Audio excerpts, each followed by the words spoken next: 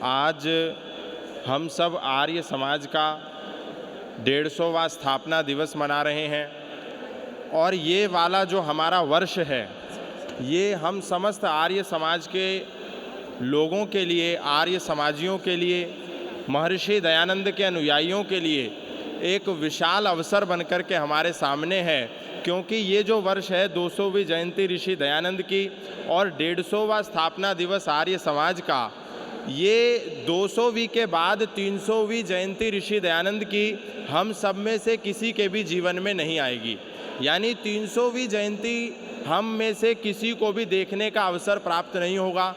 150वां जो स्थापना दिवस है आर्य समाज का, इसमें से 200वां जो स्थापना दिवस होगा वो तो बहुत सारे हम नौजवान देखेंगे संभवतः, लेकिन इस 200वें आर्य समाज के स्थापना दिवस को भी बहुत अधिक संख्या में लोग देख नहीं पाएंगे।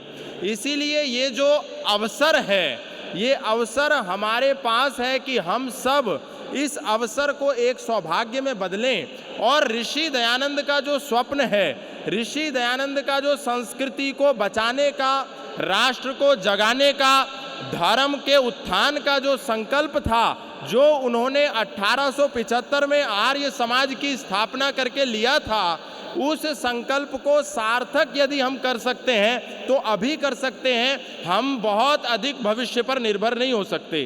क्योंकि ऋषि दयानंद ने जब आर्य समाज की स्थापना करी थी उस समय इस देश के सामने बहुत सारी चुनौतियां थी, धर्मांतरण की चुनौती भी थी, इस देश के सामने उस समय छुआछूत की चुनौती थी, जातिवाद की चुनौती थी और बहुत सारे संकट, ढोंग, आडंबर, पाखंड और अंधविश्वास के इस दुनिया के लोगों के सामने थे।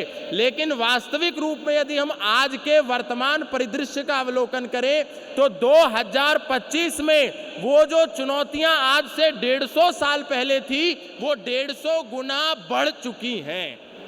तो आज यदि हम उन चुनौतियों का सामना नहीं करेंगे तो दुनिया में आर्य समाज से इतर कोई भी मत, कोई भी पंथ, कोई भी संप्रदाय या कोई भी धार्मिक और राष्ट्रीय संगठन हमको नजर नहीं आता जो उन चुनौतियों का चिंतन करके उनका समाधान कर सके।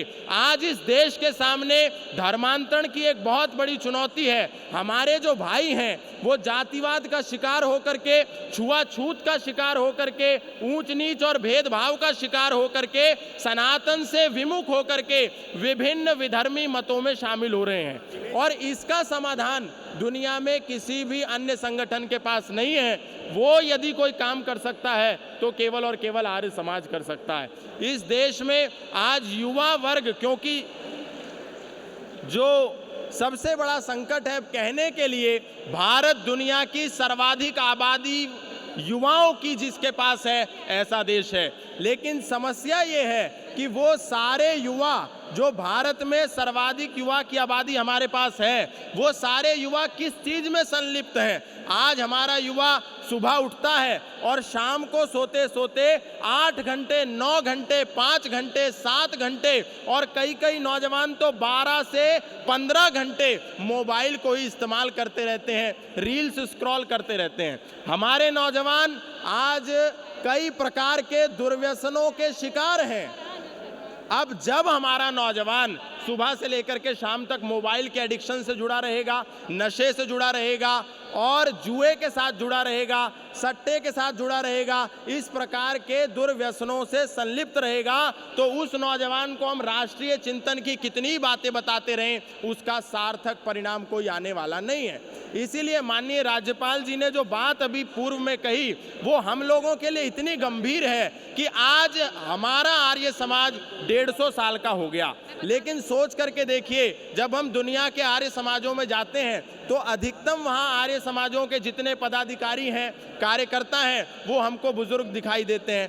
अब भविष्य में जब 200वां हमारा स्थापना दिवस होगा तो क्या वो आर्य समाज के कार्यकर्ता, हम सारे लोग जो पदाधिकारी आर्य समाज के अधिष्ठाता हैं, वो उस समय बचेंगे? यदि वो नहीं बचेंगे और आज वर्तमान में नई फसलों का, नए बीजों का बीजारोपण वहाँ पर नहीं करेंगे तो भविष्य में उन संस्थाओं को, उन भवनों को, उन संपत्तियों को बचाएगा कौन? और जब किसी भूमि पर हम कोई फसल को नहीं उगाते, कोई हम वहाँ पर खेती नहीं करते, तो स्वाभाविक रूप से वहाँ पर खरपतवार उग जाता है, वहाँ पर ऐसे विषैले तत्व उग जाते हैं जो उस भूमि को खराब करते हैं। ठीक इसी प्रकार से यदि नौजवानों का आर्य समाज से हम नौजवानों को अभी प्रेरित नहीं करेंगे, उनको आर्य सिद्धांतों के बारे में नहीं बताएंगे, तो भविष्य में उन आर्य संस्थाओं को बचाएगा कौन? ये अपने आप में एक बहुत बड़ी चुनौती है।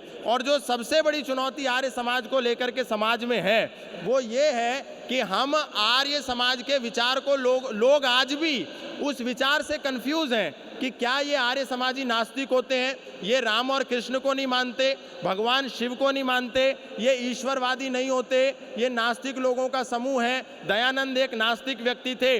आज भी बहुसंख्य लोगों के मन में यही कुविचार है। और आदरणीय विष्णु शंकर जैन जी जो यहाँ पर उपस्थित हुए हैं, कल वो मुझसे यही पूछ रहे थे कि आर्य समाज का दर्शन क्या है, आर्य समाज की फिलॉसफी क्या है। ये लोग तो ऐसा कहते हैं कि ये भगवान को नहीं मानते, लोग ऐसा विचार रखते हैं कि ईश्वर को नहीं मानते। तो सोचने वाली बात है कि इस देश का इंटेलेक्चुअल जो वर्ग है उसको आज भी ये कन्फ्यूजन बनी हुई है कि आर्य समाजी तो आस्तिक नहीं होते। अब जब बहुसंख्य लोगों को ये कन्फ्यूजन बनी रहेगी कि आर्य समाज नास्तिक है, आर्य समाज ईश्वर को नहीं मानता, तो फिर आर्य समाज से लोग जुड़ेंगे कैसे? तो ये एक बहुत बड़ी चुनौती हमारे समक्ष खड़ी हुई है, जिसका हमको मिलकर के सबको समाधान करना है कि आर्य समाज का सही दर्शन, आर्य समाज और ऋषि दयानंद की सही विचारधारा लोगों के बीच में पहुंचे, ताकि उनके सामने ये सही विचार आ पाए कि आर्य समाज ही दुनिया का एकमात्र ऐसा संगठन है जो वास्तविक रूप में वेदवादी संगठन है, ईश्वरवादी संगठन है। परमात्मा के सही सही सिद्धांतों को दुनिया में यदि कोई रख सकता है तो वो केवल और केवल आर्य समाज है। और सनातन का सबसे बड़ा रक्षक, सनातन धर्म का सबसे बड़ा प्रहरी, आज सनातन धर्म पर जितने भी आघात होते हैं, चाहे वो इस्लाम के लोग करते हो, चाहे ईसाईयत करते हो, चाहे नास्तिक लोग करते हो, चाहे कम्युनिस्ट लोग करते हो, वामपंथी लोग करते हो, सेकुलर लोग करते हो, सारे आक्रमण का जवाब, जितने भी आक्रमण चारों दिशाओं से सनातन धर्म पर होते हैं, उन हर एक आक्रमण का जवाब यदि डंके की चोट पर तर्क, तथ्य, युक्ति और प्रमाण के आधार पर दुनिया में कोई संगठन दे सकता है तो वो केवल और केवल आर्य समाज है। लेकिन समस्या यह है कि यदि उसी संगठन के विषय में, उसी संगठन के बारे में दुनिया में दुष्प्रचार हो जाएगा और लोग, अपने ही लोग उस संगठन के बारे में भ्रांति पाल करके बैठ जाएंगे, तो फिर इसका दुष्परिणाम क्या होगा ये हम चिंतन कर सकते हैं। मैं एक बहुत छोटी सी बात कहना चाहता हूं। ये जो वर्ष है ये दो संगठनों के लिए देश में महत्वपूर्ण वर्ष है। एक संगठन वो है जिसकी स्थापना इसी महाराष्ट्र में हुई थी, उस संगठन का शताब्दी वर्ष है। और एक ही आर्य समाज है जिसका 150वां स्थापना दिवस है। दोनों में एक छोटा सा भेद है, इसको आप समझ लीजिए। एक संगठन ने एक पुस्तक लिखी और उस पुस्तक में इस्लाम के जिहाद के बारे में, विधर्मियों के विषय में जितनी भी बातें आज से 100 साल पहले लिखी थी, आज यदि हम उस पुस्तक को उठा करके देखेंगे तो उन्होंने वो सारे विधर्मियों के बारे में लिखी गई बातें उस पुस्तक से हटा दी हैं, उस पन्ने से हटा दी हैं, उस पुस्तक से गायब कर दी हैं। और एक आर्य समाज है जिसमें ऋषि दयानंद ने 1875 में इस्लाम के बारे में, ईसाईयत के बारे में, जैन और बौद्ध के बारे में, सनातन में आए ढोंग, आडंबर, अंधविश्वास और पाखंड के बारे में जितनी भी बातें लिखी थी, आज ये सौभाग्य की बात है कि दुनिया में कोई एक व्यक्ति ये नहीं कह सकता कि उस पुस्तक सत्यार्थ प्रकाश में से एक शब्द भी किसी ने इधर उधर किया हो। ये आर्य समाज का वर्तमान भारत में विधर्मियों की ऐसी विषम परिस्थितियों के बाद भी ऐसा मजबूत पक्ष है, ऐसा स्टैंड है जिसको आर्य समाज ने आज तक नहीं बदला, लेकिन दूसरे संगठनों ने मौका देखते हुए, मौका परस्ती का लाभ लेते हुए उन सारी बातों को अपने अधिष्ठाताओं की पुस्तकों में से निकाल करके बाहर फेंक दिया, और वो संगठन आज जो हिंदूवादी संगठन बनकर के उस समय चले थे, आज से 100 साल पहले, आज वो पूर्ण रूप से सेकुलर संगठन में परिवर्तित हो गए। और जब उनके कार्यालयों पर हमला हुआ तो उन्होंने कहा औरंगजेब का विषय अब भारत में प्रासंगिक नहीं है। ये अपने आप में सोच की बात है कि हम इन विचारों से अभिप्रेरित हों और भविष्य के 50 साल आर्य समाज को किस दिशा और हमको क्या क्या संकल्प करने हैं, इस पर हम लोग कार्य करें। अपने आर्य समाजों के दरवाजे, जितने भी आर्य समाज के प्रतिनिधि यहाँ पर बैठे हैं, मैं उनसे केवल एक ही बात कहता हूँ कि आप जो नौजवान आपके आर्य समाज में आए, पहले उनको कनेक्ट कर लीजिए, फिर उनको करेक्ट कीजिए। यदि पहले उनको करेक्ट करेंगे तो हमेशा के लिए डिस्कनेक्ट हो जाएंगे। पहले जोड़ लीजिए, उसके बाद उसको सही कर दीजिए। आज घर का एक बच्चा यदि माँ उसको कोई बात कहती है तो वो सही रूप से नहीं मानता, फिर डांटती है, फिर नहीं मानता, फिर प्यार करती है, फिर पुचकारती है, उसके बाद वो उस बात को मानता है। यानी जब हमारे घर का बच्चा डांट और डपट और मार और पिटाई से बात को नहीं मान रहा है, तो आर्य समाज में आया हुआ पहले दिन बच्चा आपकी कटु वाणी से उसको मानने वाला नहीं है। इसलिए पहले पुचकारिए, प्रेम से उसको गले लगाइए, उसको अपने से इतना कनेक्ट कर लीजिए कि जब आप उसको करेक्ट करें तो वो न केवल करेक्ट हो, बल्कि आर्य समाज से भविष्य में कभी भी डिस्कनेक्ट भी नहीं हो। ये संकल्प हमको लेना पड़ेगा। और दूसरा, हम सब व्यक्तिगत रूप से अपनी विचारधारा से सबको जोड़ें। आज ईसाई मिशनरी क्या करते हैं, कोई भी उनके पास आता है समस्याओं को लेकर के, तो वो सीधा सीधा एक ही बात कहते हैं कि आप चलिए हमारे चर्च में, चलिए प्रार्थना सभा में, चलिए वहाँ हम आपके लिए प्रेयर करेंगे और आप ठीक हो जाएंगे। एक एक व्यक्ति को कनेक्ट करता